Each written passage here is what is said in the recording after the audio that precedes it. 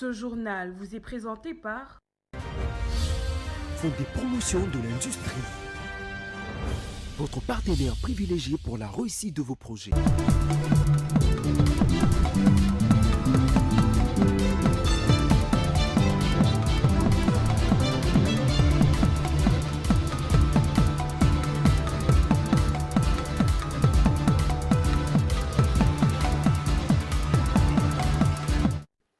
Très heureuse de vous retrouver encore une fois pour une nouvelle édition.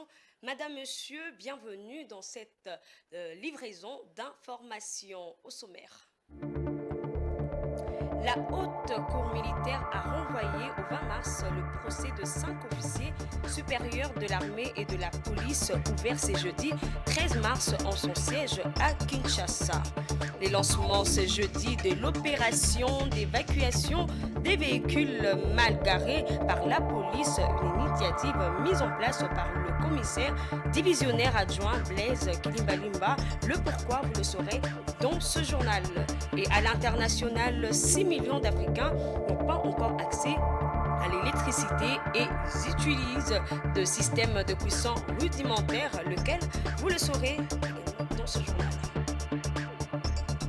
Encore une fois, bienvenue dans cette grande édition du journal télévisé. Commençons cette information par la SADC qui met fin au mandat de la SAMI RDC et demande le retrait progressif de troupes en territoire congolaise à l'issue du sommet tenu ce jeudi 13 mars 2025 par visioconférence sur la situation sécuritaire à l'est du pays. La communauté régionale d'Afrique australe a réitéré la nécessité d'une solution politique et diplomatique avec toutes les parties, y compris les partis étatiques et non étatiques, militaires et non militaires, dans l'est de la RDC pour le rétablissement de la paix, de la sécurité et de la tranquillité dans le pays. Rosie Chiyoyo pour plus de détails. Dans un contexte où la RDC est en proie à une crise sécuritaire persistante due à l'agression rwandaise à travers ses supplétifs du M23, le sommet extraordinaire des chefs d'État de la SADC qui s'est tenu ce jeudi a pris une décision significative pour la sous-région. La fin du mandat et le retrait progressif de troupes de la SAMI DRC témoignent d'une prise de conscience des limites de l'intervention internationale et soulignent l'urgence de réévaluer les stratégies de sécurité en place. Le président Félix Tshisekedi a salué l'initiative de son homologue angolais Joao Lourenço, qui a pris l'initiative de convoquer une réunion à Luanda le 18 mars pour relancer le processus de paix de Luanda et de Nairobi. Cette démarche met en lumière non seulement l'engagement des dirigeants régionaux et à collaborer pour trouver des solutions durables, mais aussi l'importance de la diplomatie régionale dans la résolution de crises. Cependant, la mise en œuvre concrète des décisions prises lors de ces sommets sera cruciale. Comme l'a souligné le président Tshisekedi, il est essentiel que ces décisions se traduisent rapidement en action sur le terrain. La simple annulation d'un mandat ne suffira pas à instaurer la paix et la stabilité dans l'est de la RDC où les groupes armés continuent de s'aimer le chaos. En l'absence des forces de sécurité robustes, un vide dangereux pourrait se créer si des mesures alternatives ne sont pas rapidement mises en place pour garantir la protection de populations vulnérables. Les chefs d'État de la SADC ont aussi salué l'initiative de Joao Lourenço dont les efforts ont permis de relancer le processus de paix. En parallèle, la mission de la SAMI DRC a été marquée par de lourdes pertes humaines avec 13 soldats sud-africains tués depuis le début de la campagne militaire dans le Nord Kivu, mettant aux prises le M23 appuyé par l'armée rwandaise et les FARDC. Les dirigeants ont donc opté pour une transition vers la voie diplomatique en privilégiant les discussions directes entre Kinshasa et les rebelles dans l'espoir d'aboutir à une résolution pacifique du conflit. Une brève dans ce journal, dans un communiqué conjoint publié ce jeudi 13 mars, la conférence épiscopale nationale du Congo, SANCO en sigle, et l'église du Christ au Congo salue l'initiative prise par le président angolais pour un dialogue direct entre Kinshasa et les rebelles du M23 pour le prélat catholique et protestant. Cette initiative constitue les préludes d'un dialogue global et inclusif devant forger un consensus national sur les processus accélérés des pacifications et des redressements intégral de la République. Dans ce communiqué, la SANCO et l'ECC félicitent et encouragent les présidents de la République, Félix Tshisekedi, pour son esprit de dépassement, priorisant les voies et moyens pacifiques des règlements de ce conflit. Les équipes du MSEP viennent annoncer leur retrait de l'hôpital général de Virunga dans l'est de la RDC et dans la prise en charge gratuite des blessés par âme victimes des affrontements dans la ville de Goma. Au total, 726 blessés, parmi lesquels 618 étaient blessés par balle et ils ont effectué 333 interventions chirurgicales. Cette intervention d'urgence menée en collaboration avec le ministère de la Santé sur une période de 3 mois est désormais terminée. MSF annonce son désengagement de la prise en charge gratuite de blessés à l'hôpital de Virunga à compter du 31 mars 2025 et le nombre de blessés ayant fortement diminué, les équipes chirurgicales de l'hôpital ont la capacité de prendre le relais de manière durable. Continuons ce journal avec cette information qui a été annoncée au sommaire. La haute cour militaire a renvoyé au 20 mars le procès de 5 officiers supérieurs de l'armée et de la police ouvert ce jeudi 13 mars en son siège à Kinshasa. Ils sont poursuivis pour avoir fui leur position face à l'ennemi AFC M23 à Goma et Bukavu pour l'abandon des blessés et pour la perte d'armes. Cette décision de renvoi a été prise afin de permettre aux différents cabinets d'avocats de prendre connaissance de pièces du dossier et de préparer leurs moyens de défense. Patience Lokeke pour plus de détails.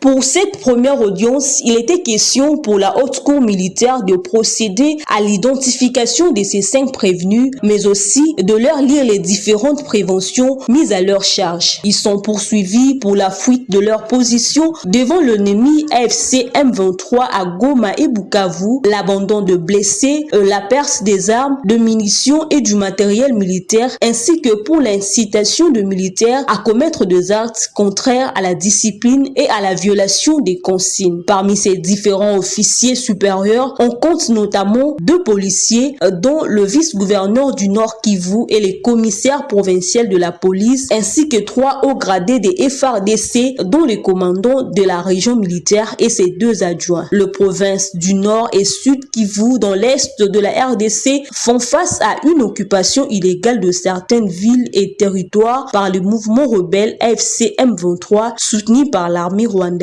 Malgré le multiple appel au cessez-le-feu, ces groupes ne cessent d'attaquer les positions de forces loyalistes.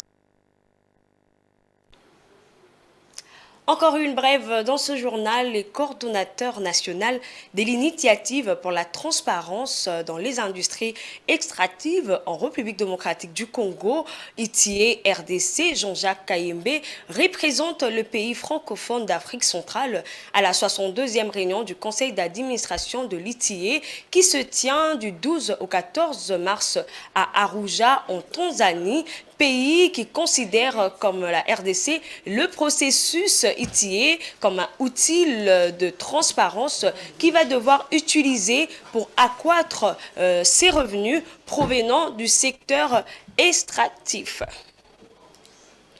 Et pour en parler en profondeur, nous avons Dieudonné Boinali qui est journaliste à Géopolis Télévision. Bonsoir Boinali. Bonsoir Maryse Boleli.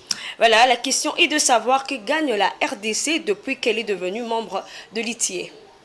La République démocratique du Congo, en devenant membre, Maryse Boleli, de l'initiative pour la transparence des industries extractives, les pays s'engagent tout simplement à divulguer des informations sur l'ensemble de la chaîne de valeur de l'industrie extractive, allant des conditions d'octroi des titres miniers et des carrières, oui, à la manière dont les revenus parviennent au gouvernement et profitent à la population.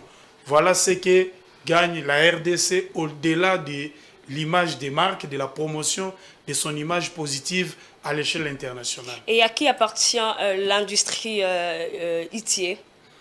L'initiative ITIE, oui, appartient aux populations, oui, des pays disposant des ressources naturelles.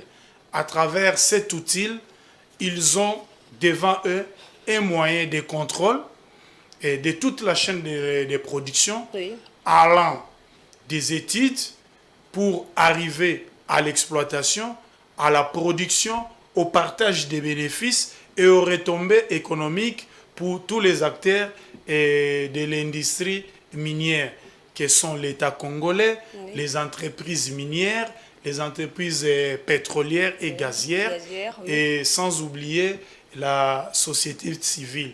C'est un processus transparent et de redevabilité qui a été mis en place pour permettre aux populations et aux communautés où sont extraites ces matières premières de pouvoir connaître ce que les pays gagnent réellement pour éviter aussi des détournements et la mauvaise gestion des ressources tirées ou générées de l'exploitation minière en République démocratique du Congo. Voilà, merci bien Dieudonné Bonali pour ces éclaircissements concernant ces sujets. Merci aussi à vous Maryse Boleli pour l'invitation. Voilà, poursuivons ce journal avec cette information. Lancement ce jeudi de l'opération d'évacuation des véhicules mal garés par la police. Et cette initiative mise en place par les commissaires divisionnaires adjoints de la police de la ville de Kinshasa, Blaise Kilimbalimba, s'inscrit dans le cadre de stratégies visant à fluidifier la circulation dans la capitale congolaise. C'est un reportage de Damani Mujinga. Des nombreux Kinois ayant mal garé leur véhicule ce jeudi 13 mars 2025 autour de l'école Aurore sur l'avenue Colonel Mondjiba ou près d'une banque située sur le boulevard du 30 juin ont été surpris de retrouver leur véhicule en fourrière. Dans le cadre de sa stratégie pour fluidifier la circulation à Kinshasa, le commissaire divisionnaire adjoint Blaise Kilimbalimba a lancé une opération d'évacuation des voitures et bus mal stationnés à la grande satisfaction des nombreux Kinois.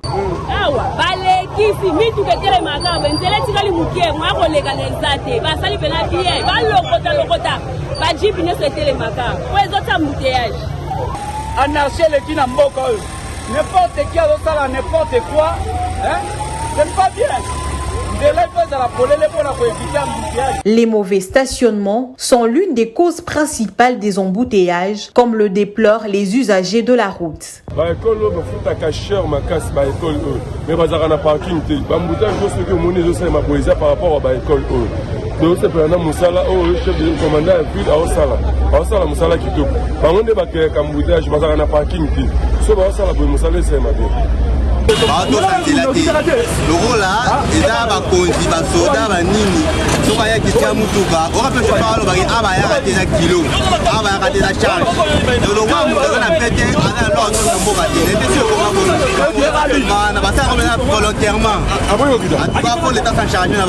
Cette opération, qui a eu lieu le long du boulevard du 30 juin et dans d'autres quartiers de la ville, fait suite à un avertissement lancé par le commandant de la police de Kinshasa qui a appelé les automobilistes à respecter le nouveau code de la route. Il est bien connu que la capitale congolaise souffre d'un réseau routier vétuste et mal entretenu, avec certaines voies en cours de réhabilitation mais inachevées. La circulation est donc concentrée sur un nombre limité des routes, créant d'énormes difficultés de mobilité. Cette opération s'ajoute à celle visant à renforcer le contrôle de la circulation routière et à traquer les conducteurs inciviques.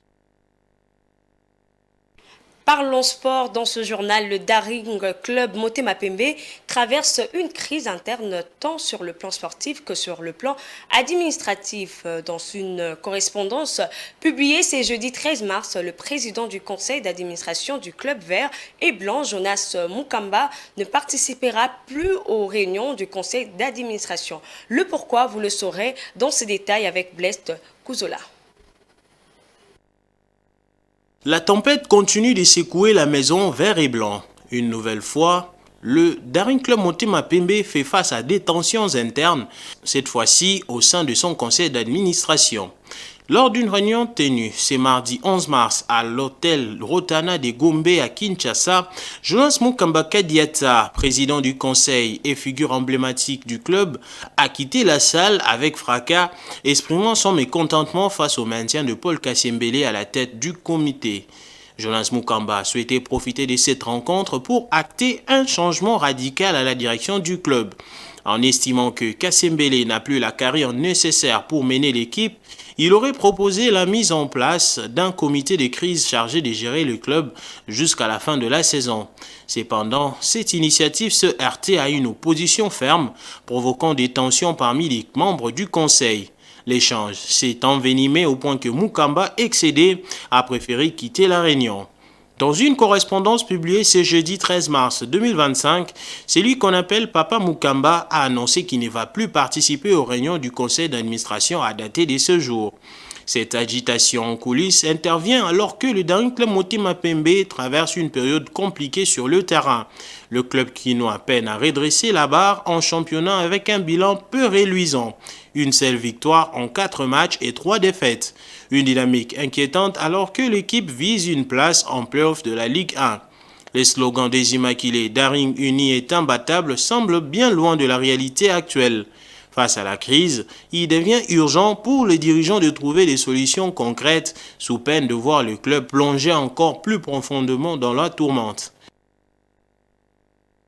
Toujours en sport, les Léopards de la République démocratique du Congo vont jouer face au Soudan du Sud ce vendredi 21 mars 2025 à Kinshasa au stade de Martyrs, confirme le comité de normalisation de la Fédération congolaise de football association. Cette rencontre compte pour la 5e journée des éliminatoires de la Coupe du Monde 2026. Blaise Kouzola. Entre la République démocratique du Congo et le Soudan qui se jouera le vendredi 21 mars 2025 au stade de Martyrs à Kinshasa sous le coup de 17h, le comité de normalisation de la Fédération congolaise de football association a tenu à rassurer la population quinoise de la tenue officielle de ces matchs ô combien importants pour la RDC. Match bel et bien confirmé pour cette date-là, le 21 mars à 17h. Donc nous commencerons d'abord par rendre hommage à tous nos frères qui sont en souffrance forcée à l'est du pays. Et nous ne voulons pas y revenir, mais je crois, et en parlant avec tous les joueurs, ils sont conscients de la situation qui ronge le pays actuellement et ils disent qu'une victoire qu'ils vont donner au peuple congolais va soulager quand même nos frères de l'Est. Sabé Machini est revenu notamment sur la billetterie où le prix ont été remis à la baisse. Le pourtour, nous avons presque diminué de moitié le prix de pourtour pour que les gens qui viendront au stade là-bas pour essayer un peu d'encourager le joueur. Donc le pourtour est à 5 000 francs congolais. Et quand on parle de pourtour, nous annexons également les tribunes latérales, donc au même montant de 5 000 francs congolais. La tribune centrale ou les tribunes centrales, c'est à 20 000 francs congolais. La tribune d'honneur B, donc avec les chaises rouges là, tout ça, à 50 000 francs congolais. Et la tribune d'honneur A, avec des chaises rouges, et des chaises noires, à 100 000 francs congolais. Notons que cette rencontre compte pour la 5e journée éliminatoire de la Coupe du Monde 2026. L'actualité, c'est aussi en dehors de nos frontières. Faisons place à la page internationale.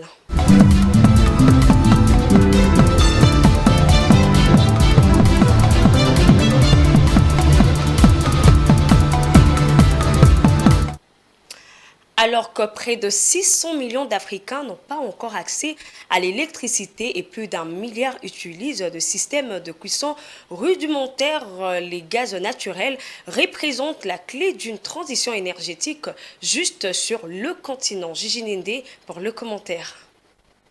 La demande de gaz naturel en Afrique devrait augmenter de 3% en moyenne par an d'ici 2050, soit le rythme de croissance le plus rapide à l'échelle mondiale. La demande du combustible fossile, le moins polluant sur le continent, passera de 170 milliards mètres cubes en 2023 à 385 milliards mètres cubes en 2050, ce qui fera passer sa part dans le mix énergétique de 16% à 21%. Les principaux moteurs de cette demande sont la croissance démographique rapide, l'urbanisation galopante, le développement de l'industrialisation l'alimentation et le besoin pressant de combler l'important déficit d'accès à l'électricité en Afrique. La production d'électricité, qui représentera 66% de la demande supplémentaire de gaz naturel sur le continent, devra passer de 934 TWh en 2023 à 2630 TWh en 2050, ce qui représente un taux de croissance annuel moyen de 3,8%. Le gaz naturel devrait également répondre à la demande croissante d'énergie émanant des industries lourdes telles que la pétrochimie, la production de méthanol et la fabrication des engrais. Il serait aussi de plus en plus utilisé dans le secteur résidentiel et dans les commerces, en particulier en Afrique subsaharienne où une grande partie de ménages dépendent encore de la biomasse traditionnelle pour cuisiner. Ces tendances seront soutenues par l'augmentation de la production africaine de gaz naturel qui devrait permettre de répondre à la demande supplémentaire et de favoriser l'intégration énergétique intra-régionale. L'Afrique reconnaîtra en effet le rythme de croissance de la production le plus élevé à l'échelle mondiale d'ici 2050, plus 2,5% en moyenne par an. La production de gaz naturel sur le continent passera ainsi de 252 milliards mètres cubes en 2023 à 502 milliards mètres cubes en 2050. Cette hausse sera essentiellement tirée par des pays disposant d'importantes réserves et des capacités de production en pleine expansion. Le Nigeria devrait atteindre une capacité de production de 127 milliards mètres cubes d'ici la moitié du siècle en cours, grâce notamment à ses vastes réserves de gaz associées à l'impact positif des réformes introduites dans la nouvelle loi sur l'industrie pétrolière. Avec ces méga-projets de GNL tels que Coral South, FLNG et le projet Rovuna LNG, le Mozambique devrait dépasser le 95 milliards mètres cubes alors que la Mauritanie et le Sénégal, qui viennent juste de rejoindre le club de pays producteurs de gaz naturel à la faveur de récentes découvertes à la frontière entre les deux pays, atteindront des capacités de production respectives de 26 milliards mètres cubes et de 20 milliards mètres cubes en 2050. En conséquence, la part de l'Afrique dans la production mondiale de gaz naturel devrait la demande en Afrique et à un degré moindre en Amérique latine, en Asie-Pacifique et au Moyen-Orient sera compensée par la baisse de la consommation dans d'autres régions comme l'Europe et l'Amérique du Nord. Toujours à l'international, le marché mondial de produits biologiques est en plein essor avec les changements des habitudes de consommation vers des régimes alimentaires plus sains, et cette tendance stimule les investissements dans plusieurs zones du monde, dont l'Afrique. Suivez cet élément. Le continent africain est la région du monde qui affiche la plus importante croissance des surfaces consacrées à l'agriculture biologique, avec 24,4% de plus en 2023 contre une moyenne mondiale de 2,6%. La région a ajouté 668 000 hectares supplémentaires à la superficie totale qui atteint désormais 3,4 millions d'hectares. Avec ces terres consacrées au bio, l'Afrique a damné le pion à l'Amérique du Nord pour devenir la 5e zone la plus importante pour ce type d'agriculture, derrière l'Océanie, l'Europe, l'Amérique latine et l'Asie. Le résultat positif enregistré en 2023 vient couronner une décennie de progression remarquable du segment de l'agriculture biologique sur le continent. La superficie consacrée au bio en Afrique a en effet plus que doublé, partant d'un niveau initial de 1,2 million d'hectares en 2013. Actuellement, le continent abrite le second effectif de producteurs biologiques dans le monde derrière l'Asie, près d'1 million de personnes. L'Ouganda est le leader incontesté avec la surface la plus élevée, 505 308 hectares et 404 246 exploitants engagés, sous la seconde plus importante proposition sur le plan mondial après l'Inde, 2,3 millions de personnes. Le pays est suivi par l'Éthiopie, le Togo, le Burkina Faso et la Tanzanie qui complètent le top 5 continental des nations avec la plus forte superficie consacrée au bio. Sur le continent, milliards de dollars en 2023 avec la Suisse qui affiche la plus importante consommation de produits alimentaires bio par habitant, 468 € en moyenne par an. Une autre façon de vous informer, c'est avec différents journaux parus dans la ville de Kinshasa, capitale de la RDC. Et Madame, Monsieur, place à la revue de presse.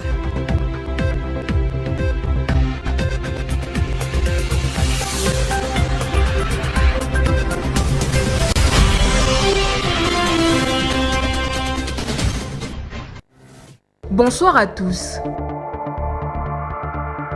Ouvrons cette revue avec la référence plus. Le quotidien titre « Début des négociations directes entre Kinshasa et le M23 AFC ». La date fixée au 18 mars à Luanda, les choses semblent s'accélérer pour une paix durable à l'est de la RDC où le décompte macabre des massacres perpétrés par l'armée rwandaise et ses proxys du M23 AFC ne cesse de s'égrener.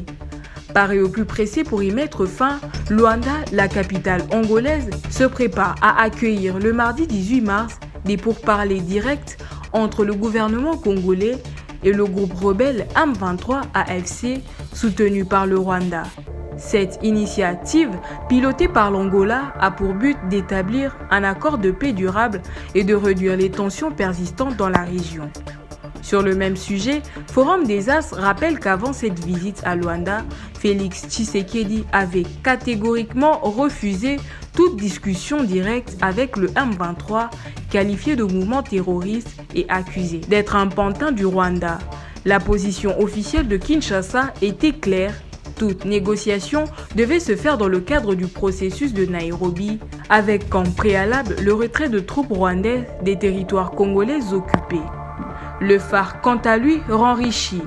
La démarche de Luanda viserait-elle à positionner sur fond des avancées militaires sur le terrain l'AFC M23 au niveau du vrai protagoniste du conflit et trouver un repli pour le Rwanda, aujourd'hui coincé par la résolution 2773 des Nations Unies, à la base de laquelle on enregistre des avalanches des sanctions à son encontre.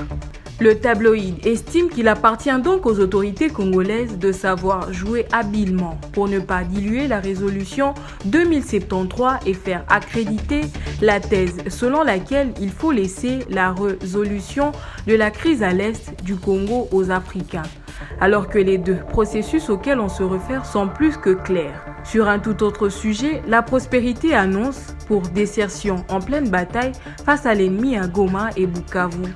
Haute cour militaire, début aujourd'hui du procès des officiers supérieurs des FARDC fouillards. Un procès très attendu débute ce jeudi 13 mars devant la cour militaire de la République démocratique du Congo. Il concerne des officiers supérieurs des forces armées de la République démocratique du Congo, accusés de désertion en pleine bataille face à l'ennemi. Les faits remontent aux récents événements survenus dans les villes de Goma et Bukavu, où ces officiers auraient abandonné leur position, laissant derrière eux des armes, des munitions, du matériel militaire ainsi que des blessés.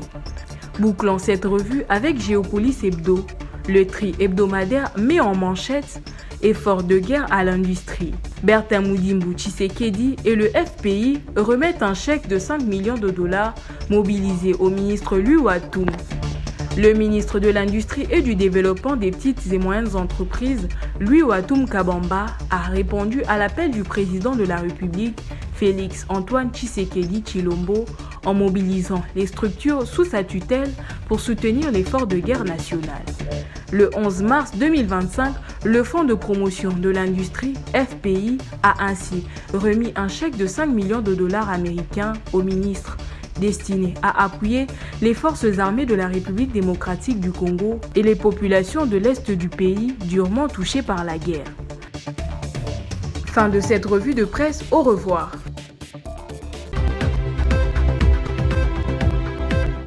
C'est la fin de ce journal, mais avant de vous quitter, voici les rappels des principaux titres.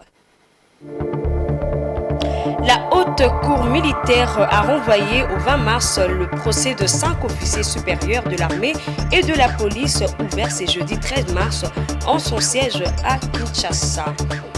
Les lancements ce jeudi de l'opération d'évacuation des véhicules mal garés par la police, une initiative mise en place par le commissaire divisionnaire adjoint Blaise Kilimbalimba pour fluidifier la circulation routière dans la ville de Kinshasa. Et à l'international, alors que près de 600 millions d'Africains n'ont pas encore accès à l'électricité et plus d'1 milliard utilisent de systèmes de cuisson rudimentaires, le gaz naturel représente la clé d'une transition énergétique juste sur le continent. C'est la fin de ce journal. Merci à vous de l'avoir suivi. Un cœur bon et un bon esprit forment toujours une formidable combinaison. Nous mettons fin à ce journal avec cette citation de Nelson Mandela. À très bientôt pour 23h et 7h du matin. Au revoir.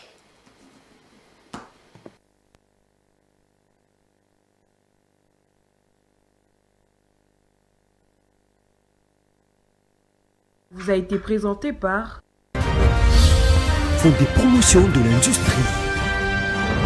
Votre partenaire privilégié pour la réussite de vos projets.